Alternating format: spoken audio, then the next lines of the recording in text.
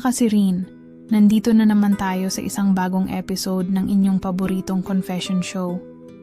Alam ko, may mga kwento kayong nais ibahagi, mga kwento ng pag-ibig, pagkatalo, at mga pagkakataong hindi ninyo inaasahan. Kaya naman, samahan niyo ako sa araw na ito habang binabaybay natin ang mga kwento ng ating mga listeners. Ako po si Ashley, 19 years old. Kung tatanungin mo ang pamilya ko, masasabi nilang black sheep ako ng pamilya. Kung bakit? Siguro dahil sa mga desisyon ko, sa mga maling landas na tinahak ko, at sa mga pagkakamali ko na hindi ko kayang itago. Lahat sila galit sa akin, ang mga magulang ko, mga kapatid ko, pati mga kamag-anak. Wala ni isa sa kanila na hindi nasaktan. Ang lahat ng kabiguan ko, ang mga pasakit na dulot ko sa kanila. Parang sa bawat pagkatalo ko, nadadamay silang lahat. Kaya naman, nagtataka ako kung bakit ko pa ipinaglalaban ang sarili ko sa pamilya kung hindi na ako kayang tanggapin. Sa mga ganitong pagkakataon, natutunan kong hindi na ako maaaring magtago pa. At tulad ng isang lihim na matagal nang natagong hindi matanggap, dumating ang oras na kailangan ko nang harapin ang mga kamalian ko. At iyon nga, si Tito Mark. Hindi ko alam kung paano nagsimula ang lahat, kung paano ko nahulog sa ganitong sitwasyon, pero andyan na at hindi ko na kayang itago pa.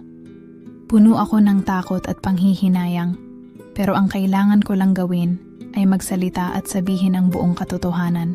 Na lahat ng ito, kahit ako ang may kasalanan, hindi ko alam kung anong nangyari. Nagsimula lang kami ni Tito ng simpleng lakad. Wala namang ibang plano kundi mag-relax. Walang kaalam-alam na ang gabing iyon ay magiging simula ng isang bagay na magbabago sa aming buhay. Malamig ang hangin sa motel. Ako at si Tito lang ang naroroon. Wala kaming ibang kasama. Walang nagsasabi sa amin na may mali. Pero ang katawan ko, pati ang puso ko, parang may mga hinanakit na hindi ko kayang kontrolin. Si Tito Mark ang unang gumawa ng galaw. Lumapit siya sa akin. Hinawakan niya ang mukha ko gamit ang dalawang kamay. Saka dahan-dahang idinampi ang labi niya sa labi ko. Mainit. Mabagal. Pero hindi nagtagal. Naging mapusok. Ramdam ko ang paghabol niya ng hininga sa pagitan ng halik. Ang banayad na paghawak niya sa bewang ko habang unti-unting bumabagsak ang mga jacket at saplot namin sa sahig. Sa bawat halik, sa bawat haplos, pakiramdam ko parang naglalaho ang lahat ng pag-aalinlangan ko. Walang ibang nasa isip ko, kundi siya. Kung paano gumagalaw ang mga daliri niya sa balat ko. Kung paano bumibigat ang hininga niya habang mas lumalalim ang paglalapit ng mga katawan namin. Nang bumagsak kami sa kama, magkasabay kaming natawa. Para bang hindi kami makapaniwala na nandito kami, na hinayaan naming madala ang isa't isa sa sandali. Pero wala na kaming oras para pag-isipan pa. Dahil nang magtagpo ulit ang aming mga labi, alam naming pareho na hindi na namin mapipigilan. Naging maingat si Tito Mark pero ramdam ko rin ang pananabik sa bawat galaw niya. Gusto niyang matandaan ko ang bawat segundo ng gabing iyon. At gusto kong manatili sa memorya niya sa parehong paraan. Walang pagmamadali. Walang kahit anong iniisip na tama o mali.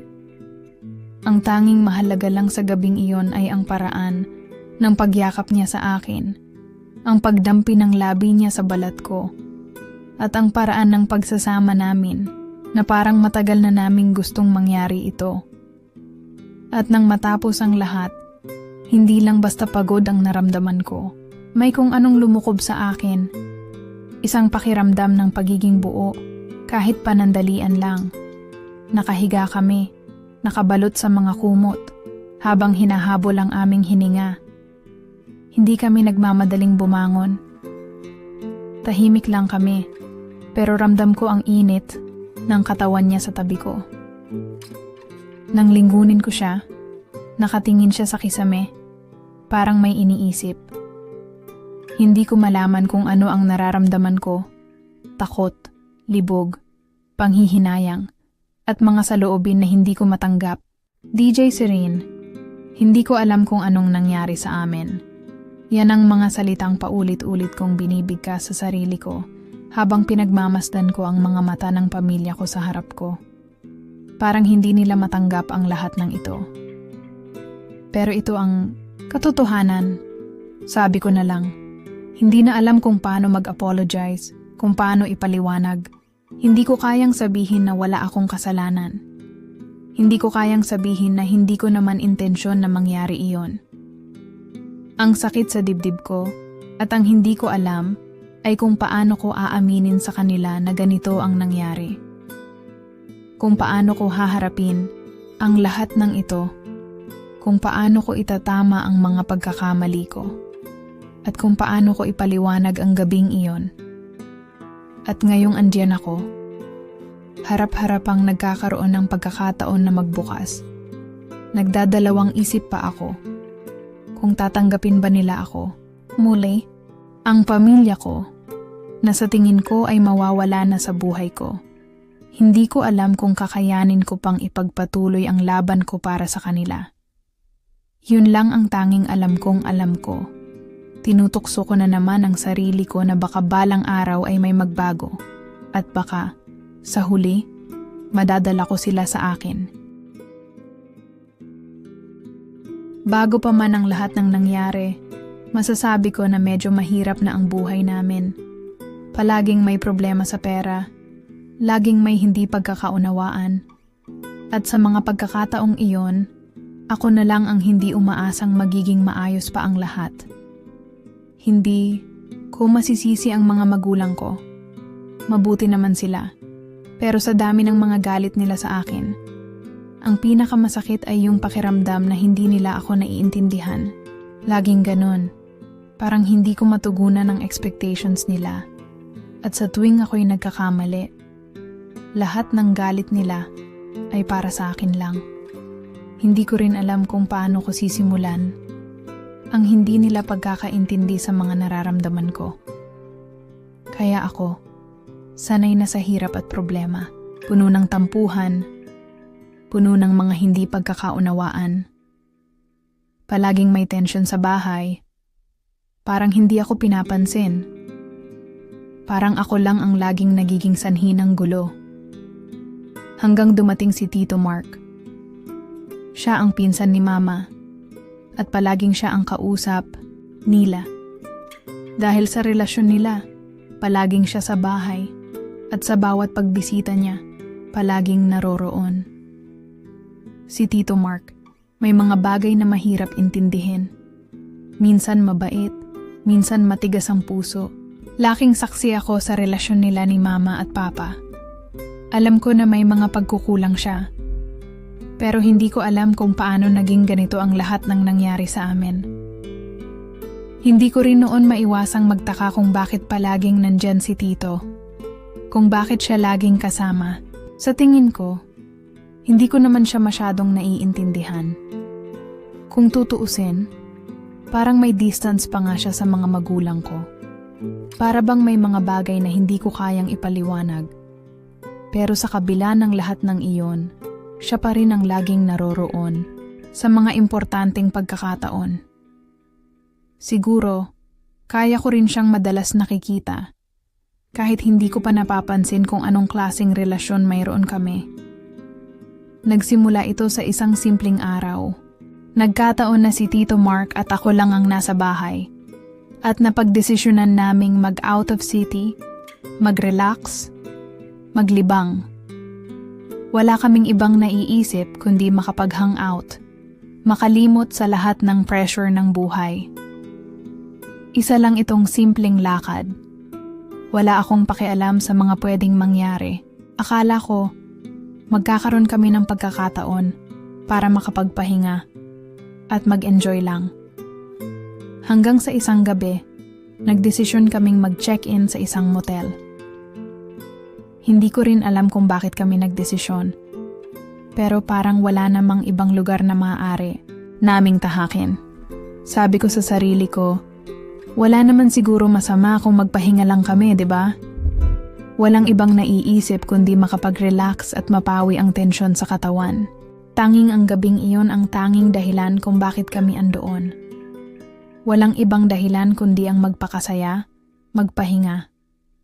Hindi ko akalain na doon magsisimula ang lahat. Habang andoon kami, sa kwarto ng motel, nagsimula ang mga hindi ko kayang ipaliwanag na nararamdaman.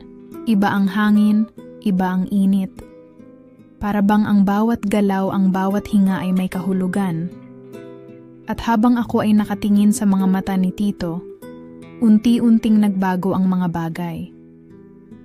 Hindi ko alam kung anong nangyari, pero ang pakiramdam ko ay unti-unti akong tinatangay ng agos ng nangyayari. Ang init ng katawan ko, ang mga kamay niyang tumama sa aking balat. Parang hindi ko na kayang magpigil. Hindi ko alam kung paano nagsimula.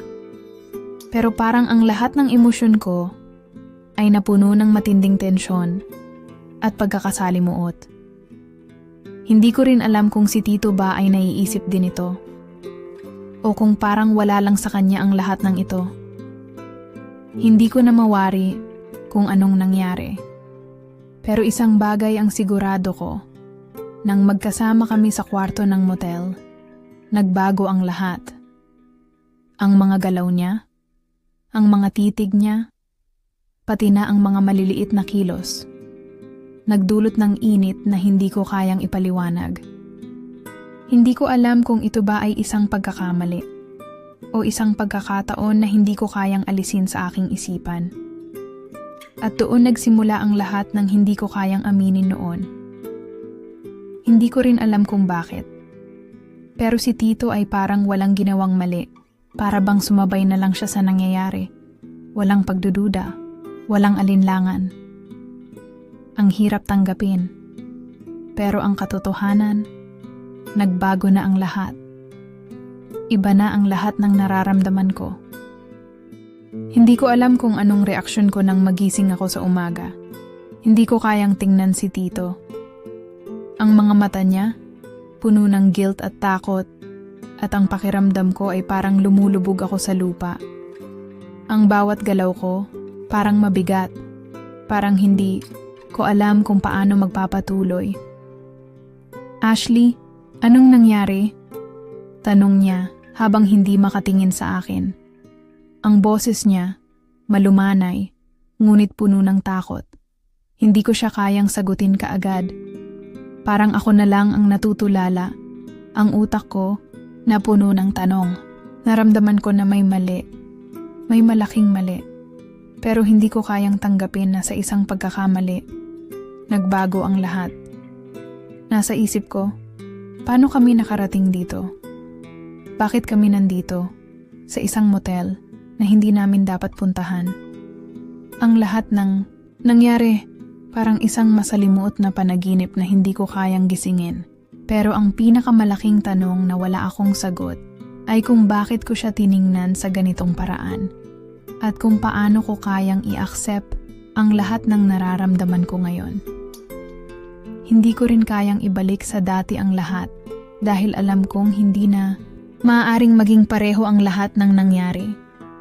Ngunit bago pa kami mag-usap, may nangyaring hindi ko inasahan. Dumaan ang mga magulang ko sa lugar. Nagkataon na nagpunta sila roon at hindi nila inaasahan ang makikita nila. Kami ni Tito sa loob ng kwarto. Ang takot sa mga mata nila, ang galit at panghihinayang, kitang-kita sa kanilang mga mukha. Lalo na si Mama hindi niya kayang tanggapin ang nangyari. Parang ang puso ko ay bumulusok pababa. At kahit ang mga salitang nais kong sabihin, ay nahirapan akong ipahayag. Ang galit sa mga mata ni Mama ay parang isang sugat na hindi ko kayang gamutin. Anong klaseng kahihiyan ito, Ashley? Sigaw ng mama ko. Ang tinig niya ay puno ng sakit at kalituhan. Ang mga salitang iyon, parang mga kutsilyo na tumama sa puso ko. Hindi ko na kayang magsinungaling. Hindi ko kayang magtago. Ang nangyari sa amin ni Tito, Hindi ko alam kung paano ko ipaliwanag sa kanila. Sa lahat ng galit ni Mama, nawala ang lahat ng magkasama kami. Lahat ng tiwala, lahat ng respeto. Nakikita ko sa mga mata nila ang pagkatalo at pagsisisi. Pati ako, naiinis na sa sarili ko, na parang hindi ko kayang ayusin ang lahat. Tahimik lang si Tito Mark sa gilid. Hindi siya nagsasalita, hindi siya tumitingin sa amin. Parang siya rin ay nawawala sa sariling mundo. Hindi ko kayang mag-isip ng maayos. Gusto ko nang magsalita, ngunit ang mga salitang ito ay tila nahulog sa aking bibig. Hindi ko alam kung paano namin aayusin ito. Si Tito, hindi rin alam kung paano kami makakabangon mula sa lahat ng ito. Ako naman, hindi ko kayang ipaliwanag ang mga nararamdaman ko. Parang ang mga mata ko ay walang sinasabi kundi ang mga tanong na wala akong sagot. Hindi ko alam kung paano nangyari ito, Mama. Sabi ko ng mahina. Ang boses ko'y halos hindi marinig, pero hindi ko kayang itago. Hindi ko po kayang itanggi na hindi ko na natapos ang sasabihin ko. Nahulog ang mga luha ko habang iniisip kung anong klaseng kasalanan ang nagawa ko. Ang mga mata ni Mama puno ng hinagpis. Hindi ko alam kung anong klaseng relasyon mayroon kami o kung anong nangyari sa gabing iyon.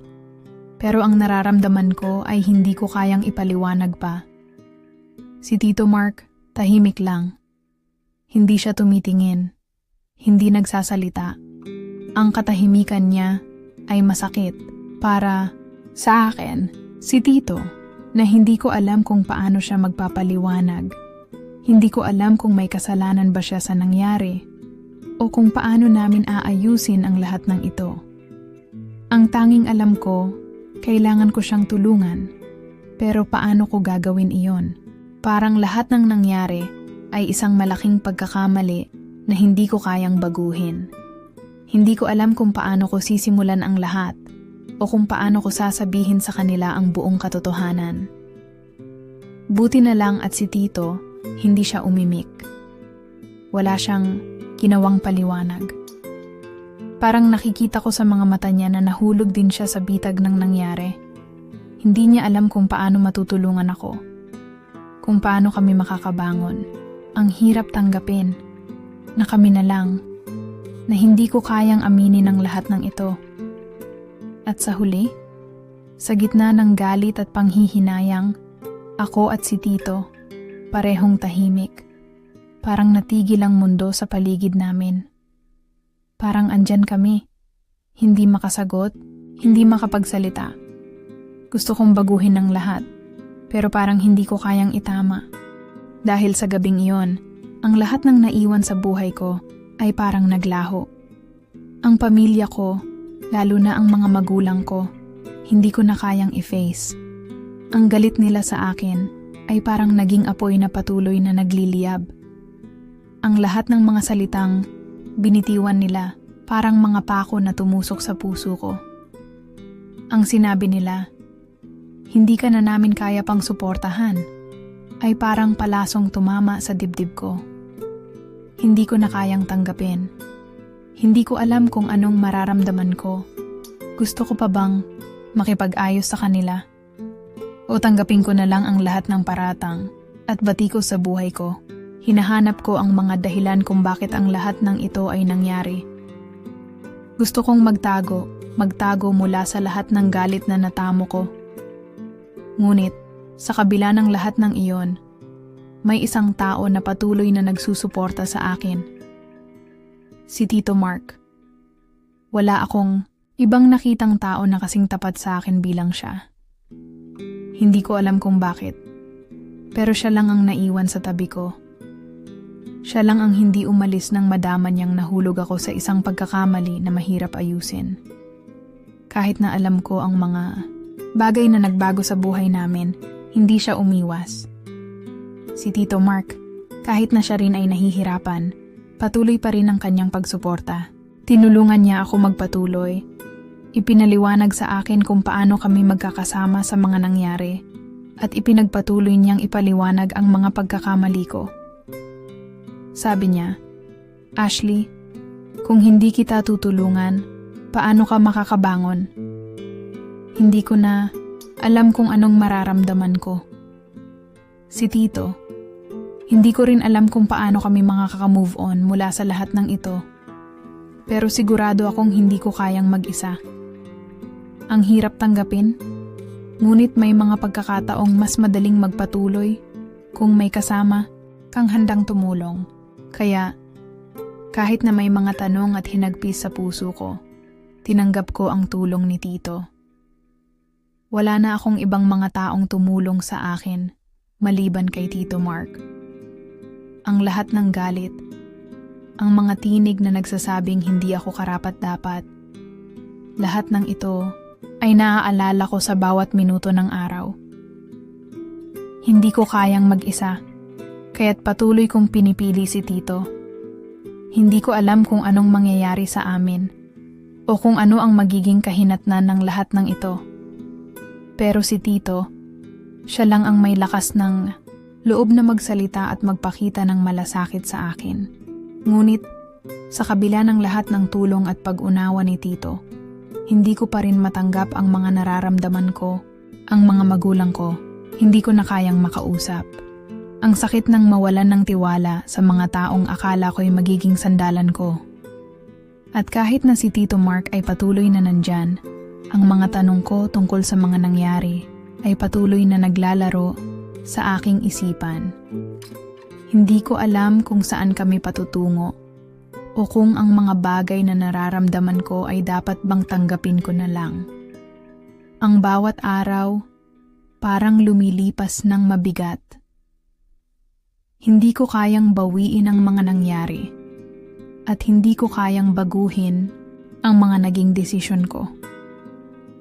Pero si Tito Mark, sa kabila ng lahat ng pagkatalo, siya lang ang patuloy na nandyan. Hindi ko alam kung anong mangyayari sa aming dalawa, pero sa ngayon, siya ang nagsisilbing liwanag sa madilim kong mundo.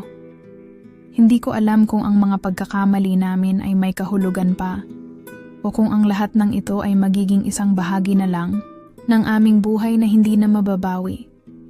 Ang hirap, ngunit kahit papaano, tinanggap ko na si Tito lang ang naging gabay ko.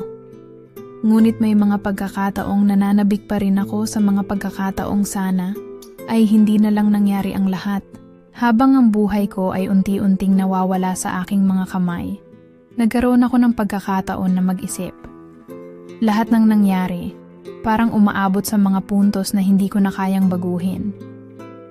Ang mga galit ng pamilya ko, ang mga paratang na natamo ko, lahat ng iyon ay parang mga pahirap na patuloy na dumadapo sa aking isipan. Siguro nga, hindi ko na kayang bawiin ang mga pagkakamali ko. Pero may mga sandali na kailangan ko ring maglaan ng oras para tingnan ang mga sarili kong desisyon. Naisip ko, ano nga ba ang mga dahilan ko sa mga maling desisyon ko? Kung matagal ko na bang pinili ang mga pagkakamaling ito? O kung ginawa ko lang ba ito dahil sa sobrang takot at kawalan ng direksyon? Dati, ang buhay ko parang isang labyrinth na walang katapusan. Isang daan na puno ng hindi ko alam na paghihirap. Parang hindi ko na makita ang liwanag at sa bawat hakbang ko, naguguluhan ako kung anong susunod na hakbang ang dapat kong gawin. Hindi ko rin alam kung paano ko sisimulan ang buhay ko muli. Lahat ng nangyari sa pagitan namin ni Tito at ang mga bagay na nagsimula sa isang gabing hindi ko kayang ipaliwanag ay nag-iwan ng mga sugat sa aking puso. Parang ang bawat pagkatalo ko at yung kasalanan ko, tila ito lang ang nagpapaalala sa akin kung gaano ako kalaki ang pagkakamali ko. Ang sakit na wala akong magawa kundi mag-isip ng mga kung bakit, kung anong pwedeng mangyari kung hindi ko pinili ang mga desisyong iyon. Sa kabila ng lahat ng ito, may mga sandali pa rin ng katahimikan, at sa mga sandaling iyon, nagiging malinaw sa akin kung anong klase ng buhay ang gusto ko, ang pakiramdam na nawawala na ang lahat ng aking mga pangarap. Pero sa isang iglap, napagtanto ko na hindi pa huli ang lahat. I'm not going to stay stuck here. Hindi ko kayang magpakalugmok sa pagkakamali ko. I need to find a way out. Siguro, hindi ko kayang baguhin ang nakaraan at hindi ko kayang alisin ang sakit na dala ng mga nangyari. Pero kung may natutunan ako sa mga ganitong pagsubok, ito na siguro yung pagkakataon para makapagbago. Ang lahat ng ito, kahit na masakit, ay isang pinto na maaaring magbukas sa bagong simula. May mga pagkakataong kailangan nating tanggapin na hindi natin kontrolado ang lahat ng nangyayari. Pero may mga pagkakataon din na pwede nating baguhin ang ating sarili, ang ating pananaw, at ang ating direksyon. Pinilit kong mag-isip ng mga paraan kung paano ko babangon. Kailangan ko ng lakas na hindi ko nahanap sa mga sandaling iyon. Hindi ko alam kung anong mangyayari sa akin, pero sa mga sandaling ako'y nag-iisa, doon ko lang nararamdaman na may pagkakataon pa akong magbago. Hindi ko alam kung may mga bagay na naayos pa. Pero ang mahalaga, siguro, ay kung paano ako magpapatuloy. Kung paano ko haharapin ang mga susunod na hakbang. Hindi ko rin kayang itago ang mga nararamdaman ko. Pati na ang mga pangarap na natabunan sa mga pagkatalo. Pero sa pagninilay-nilay, natutunan ko na ang pagbabago ay hindi madali. Hindi ko na kayang balikan ang mga sandaling napagod ako, pero gusto kong magpatuloy. Gusto kong baguhin ang direksyon ko. Dahil sa lahat ng nangyari, natutunan ko na hindi sapat ang magsisilang. Wala ring silbi kung magmukmuk lang ako at maghintay na magbago ang lahat. I needed to do more. Maghanap ng paraan para maayos ang lahat. Hindi ako pwedeng magpatalo sa mga pagkatalo ko. Kailangan ko ng pagkilos, ng aktibong hakbang na magpapakita na may natutunan ako at may hangarin akong baguhin ang aking buhay. Kailangan ko ring matulungan ang sarili ko at si Tito Mark na mag-move on. Si Tito, parang ako lang, isang tao na naghahanap din ng redemption. Saksi ako kung paano siya nagsimulang magbago, unti-unti, mula nang magkamali kami. Hindi ko alam kung ano ang pumipigil sa kanya, pero sa mga sandaling naroroon siya para sa akin, ramdam kong nais niya rin ng pag-asa, ng pagkakataon na itama ang mga pagkakamali niya. Minsan naiisip ko, kami na lang talaga ang magkasama. Pareho kaming naghanap ng kaligtasan at hindi kami nawalan ng lakas sa isa't isa. Laking tulong na siya ay nariyan para sa akin. Kahit na ang sarili niyang kaligtasan ay hindi pa rin ganoon, kasigurado mo to isang araw, nagdesisyon kaming pumunta sa isang simbahan. Gusto ko ng tahimik na oras na makapagdasal, mag-isip at humingi ng tawad sa Diyos. Tanging dito ko nakita ang liwanag ng posibilidad. Doon ko naisip, baka ito na ang sagot sa mga pinapakita ko sa buhay ko. Marahil, hindi pa huli ang lahat. Kung magpapakumbaba lang ako, kung aaminin ko ang aking mga pagkakamali at magsisisi, baka may pagkakataon pang bumangon at magpatuloy. Habang kami ay nagsisimba, naramdaman ko ang kabigatan ng aking puso. Bawat dasal ko, bawat salitang binanggit ko sa aking isip, naglalaman ng paghingi ng tawad hindi lamang sa Diyos, kundi sa lahat ng tao sa buhay ko, sa pamilya ko, kay Tito Mark, at sa sarili ko. Tila ba isang napakalaking pasanin ang aking kalooban. Ngunit sa kabila ng lahat ng iyon, sa mga sandaling iyon, may malalim na kapayapaan na naramdaman ako. Siguro ito na ang unang hakbang ko patungo sa pag-redeem ng sarili ko. Hindi ko pa alam kung anong mangyayari, pero napagtanto ko na hindi ko kayang magpatuloy ng hindi nagbabago. Nagdesisyon akong magsimula muli. Binigyan ko ang sarili ko ng pagkakataong magtrabaho at magtipid. Hindi ko na muling uunahin ang mga bagay na magdudulot lamang ng sakit. Nagtrabaho ako ng buong puso, nagtipid, at inisip ang mga hakbang na makakabuti sa aking hinaharap. Kasabay nito, naglakad ako patungo sa bahay ng mga magulang ko. Alam kong mahirap, pero kailangan kong humingi ng tawad sa kanila. Kailangan ko silang makaharap, magpakumbaba, at ipaliwanag sa kanila ang mga nangyari, na ito'y mga pagkakamali ko at hindi ko na kayang itago pa. Bumalik ako sa kanila, naglakad ng matuwid. Hindi ko alam kung anong magiging reaksyon nila, pero ang mahalaga, nagsimula akong magpakita ng pagbabago sa sarili ko. Dahan-dahan, nakahanap ako ng lakas para ayusin ang mga nasirang ugnayan kahit papuno ng sakit at galit ang aking paligid. Sa bawat hakbang ko patungo sa pagbabago, ramdam ko ang hirap. Ngunit alam ko na kung may magbabago, ako mismo ang unang magpapatuloy sa pagbabago. Hindi naging madali at patuloy akong nagpupunyagi. Pero sa bawat hakbang, kahit na puno ng pag-aalinlangan, sigurado akong nagsimula akong magbago. Wala pang sigurado, pero alam ko, ang pagbabago ay nasa akin na. Dumating ang araw na kailangan kong mag-face off sa pamilya ko. Hindi ko na kayang magtago pa. Gabi-gabi kong kinakaharap ang takot na baka mawala na talaga ako sa kanila. Na baka hindi na nila ako tanggapin at tuluyan akong itakwil. Pero nararamdaman ko, kailangan ko itong gawin. Hindi ko pwedeng patagilid na lamang, magtago sa mga pagkakamali ko. Habang papalapit ang araw na iyon, ang bawat hakbang ko ay puno ng kaba at takot.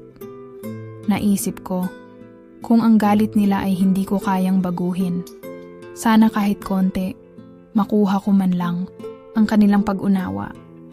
Hindi ko alam kung saan magsisimula, pero sigurado akong kailangan ko ng lakas para magsalita. Nais kong ipaliwanag sa kanila na may mga pagkakamali akong ginawa, pero hindi ito nangangahulugang wala na akong karapatang magbago. Nagpunta ako sa bahay at doon, harap-harapan, nagkaroon kami ng isang madamdaming pag-uusap. Ang mga mata ng pamilya ko puno ng galit at pagkabigla. Si Mama hindi makapaniwala. Si Papa walang imik. Lahat sila nag-aalburuto sa loob. Hindi ko rin masisi sila. Ako na rin ang unang nagtakda ng hindi magandang halimbawa. Ang mga titig nilang puno ng poot at kalituhan ay nagsasabi ng lahat. Pero sa kabila ng lahat ng iyon, nagpatuloy akong magsalita. Mama, Papa, Tito, kung may kasalanan man ako, humihingi ako ng tawad, pero hindi ko kayang magpatuloy na magtago. Ang boses ko, nanginginig, ngunit matapang. Ang mga salita ko, parang mga sugat na lumabas mula sa pusong matagal ng pinipigilan. Ang mga salitang iyon, ang mga saloobin ko, hindi ko na kayang itago pa. Hindi ko alam kung anong magiging reaksyon nila, ngunit nararamdaman ko na kailangan ko nang ilabas ito. Si Mama, hindi makatingin sa akin, pero ramdam ko ang sakit sa kanyang mga mata. Si Papa na natiling tahimik, pero alam kong bumangon ang galit at sakit sa loob niya. Si Tito hindi na rin nagsalita, malungkot lang ang nakatingin sa akin. Alam ko hindi madali para sa kanila ang tanggapin ang lahat ng ito. Pero sa harap nila, pinilit kong maging matatag. Habang sila ay nagsasalita, iniisip ko na lang na kaya kong magpatuloy.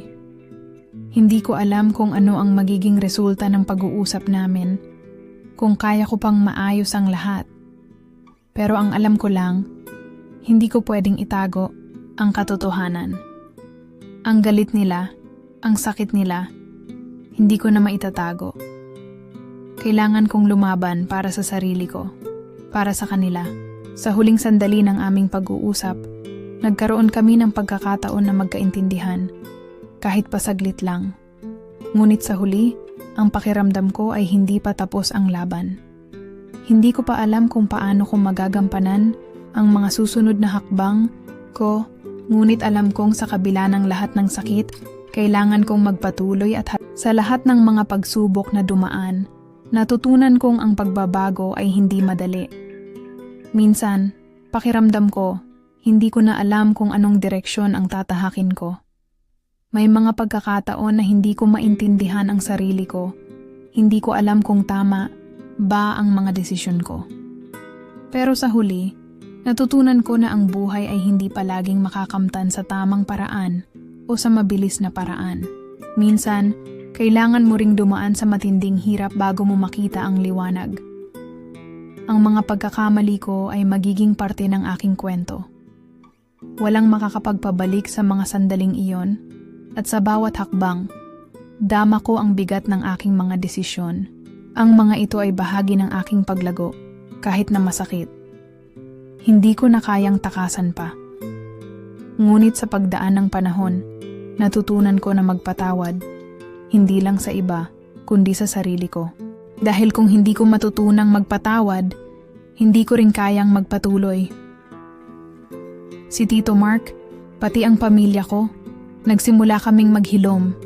Hindi madali. Ang sakit ay hindi nawala agad, pero natutunan naming tanggapin ang mga nangyari at mag-move forward. Si Tito Mark, na parang ako lang, ay may mga sariling pasakit din. Hindi ko alam kung anong magiging kahihinatnan ng lahat ng ito. Pero ang mga pagkakataong magkasama kami, tila mas nagiging maligaya kami sa bawat hakbang ng aming paghilom. Noong una, si Tito Mark ay patuloy na umiwas sa akin. Palagi niyang iniiwasan ang mga mata ko. At kahit na nandyan siya sa paligid, hindi pa rin siya makatingin ng diretso sa akin. Alam ko, pareho kami ng nararamdaman, ang bigat. Pero isang araw, habang nag-uusap kami, sa harap ng isang maliit na kafe na may mga lumang larawan sa dingding, nandoon siya. Tinutok niya ang mata niya sa aking mata at sa wakas, binitiwan niya ang mga salitang matagal ko nang inaasam. Ashley, hindi ko alam kung paano ko napinsala ang buhay mo. Pero gusto kong magtulungan tayo. Kung gusto mong magpatawad, magpatawad din ako sa sarili ko. Tahimik lang ako nung una, hindi ko alam kung paano ko siya sasabayan. Minsan kasi, kahit ang pinakamalapit na tao sa buhay mo ay mahirap patawarin, lalo na't may mga pagkakamali na walang pagbalik. Ngunit sa pagkakataong iyon, sa simpleng pagtingin ko sa kanya, nakikita ko ang mga mata niyang puno ng pagsisisi. Doon ko napagtanto na hindi lang ako ang may sakit. Pati siya ay may mga sugat na kailangang paghilumin. At sa wakas, binuksan ko ang aking puso. Tito Mark, wala na akong ibang nais kundi mapatawad kita at sana magpatuloy tayo. Sana makalapit tayo ulit. Pagkatapos noon, ang simula ng aming paghilom ay hindi naging madali, pero nagsimula kaming mag-usap ng mas tapat. Hindi ko siya pinilit, hindi ko siya minadali. Ibinigay ko sa kanya ang espasyo na kailangan niya.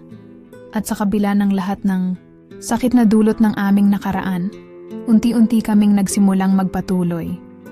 Sa pamilya ko, naging mahirap din. Si Mama at Papa, hindi ko alam kung paano pa kami magsisimula. Nandyan pa rin ang galit, ang mga alalahanin na hindi madaling alisin. Isang gabi, dumating sila sa bahay at tinanong ako, Ashley, nagbabago ka ba? Handa ka na bang tumanggap ng mga pagkakamali mo? Ang tanong ni Mama ay puno ng lungkot. Lahat ng mga tao nang hindi pagkakaunawaan. Naalala ko sa mga mata niya. Dahil sa lahat ng nangyari, nagdesisyon akong magbigay ng oras sa kanila. Nakita ko ang sakit sa mga mata nila at sa mga salita nila. Naramdaman ko ang kanilang panghihinayang. Hindi ko alam kung paano nila matutulungan ang sarili nilang magpatawad.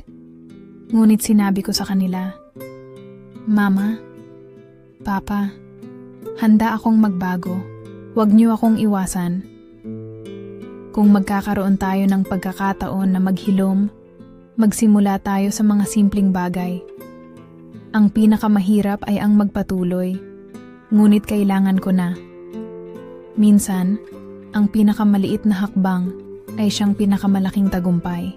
At sa mga susunod na linggo, unti-unti kami nagsimula muli. Nagsimula akong tumulong sa mga gawaing bahay. At mas madalas na ako niyayakap ni Mama. Hindi ko pa rin kayang baguhin ang lahat ng nakaraan. Pero kahit paunti-unti, nakikita ko ang mga pagbabago sa pamilya ko. Hindi madali. Pero natutunan ko na kahit gaano kahirap, may mga pagkakataong ang pagpapatawad ay nagbibigay ng pag-asa. At sa huli, ang natutunan ko, kahit pa mahirap, kahit gaano kapait, ang tunay na pagbabago ay hindi agad-agad mangyayari. Kailangan mo lang magtiwala sa sarili mo at sa proseso. Sa kabila ng lahat ng nangyari, sa kabila ng mga pagkatalo at sakit, ang buhay ay magpapatuloy. Hindi ko alam kung anong mangyayari sa hinaharap, pero natutunan ko na baka may dahilan ang lahat ng ito. Ang mga pagkakamali ko ay naging parte ng aking kwento, at habang dumadaan ako sa lahat ng ito, natutunan kong magpatawad sa iba at higit sa lahat, sa sarili ko.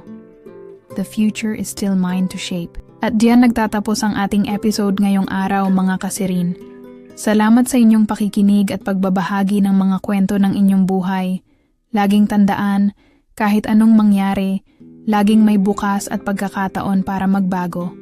Hanggang sa muli, ingat kayo palagi at magpatuloy sa pagharap sa mga hamon ng buhay.